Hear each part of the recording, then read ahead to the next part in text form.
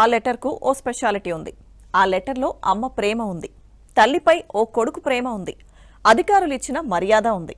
అంతెందుకు, ఒకటి కాదు రెండు కాదు, ఏకంగా 9 దశాబ్దాల చరిత్ర దాక్కుని ఉంది.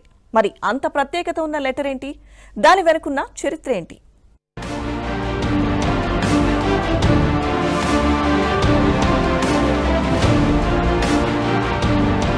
తెలుగు రాష్ట్రాల ఆర్టీసీ బస్సుల నెంబర్ ప్లేట్లను గమనిస్తే అందులో జెడ్ అనే లెటర్ కామన్ గా ఉంటుంది. ప్రతి ఆర్టీసీ బస్సు నెంబర్ ప్లేట్ లో ఖచ్చితంగా ఆ లెటర్ ఉంటుంది. జెడ్ అనేది ఏపీ, తెలంగాణలోని ఏ జిల్లాకు సంబంధించిన కోడ్ కాదు, కానీ అన్ని ఆర్టీసీ బస్సుల మీద మాత్రం ఉంటుంది. దీనికి కారణం హైదరాబాద్ ను పాలించిన 7వ నిజాం మీర్ ఉస్మాన్ అలీ ఖాన్ తన తల్లిపై ఉన్న ప్రేమ, గౌరవంతో తన మాతృమూర్తి పేరును ఇలా చిరస్థాయిలో నిలిచిపోయేలా చేశాడు.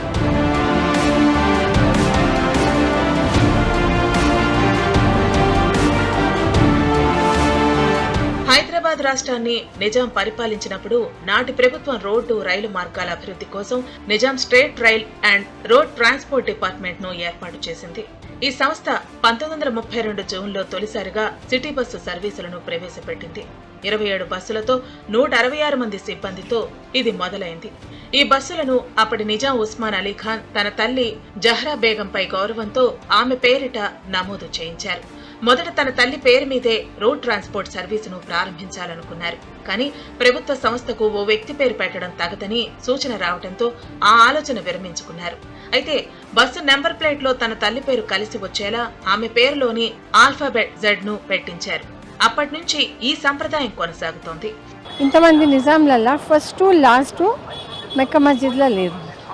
ఫస్ట్ ఏమో ఔరంగాబాద్లో ఉన్నాడు, కుల్దాబాద్లో.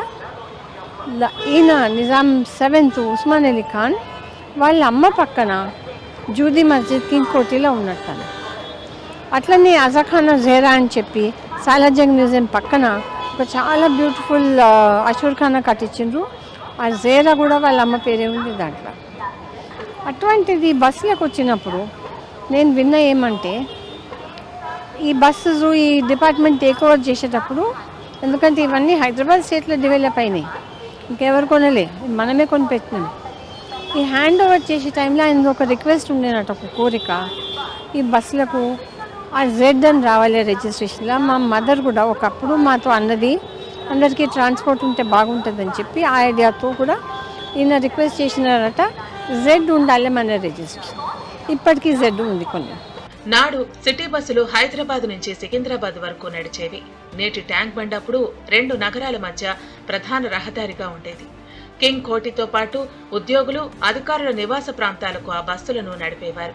1948 సెప్టెంబర్ 17న నిజాం సంస్థానం భారత యూనియన్లో విలీనమైంది.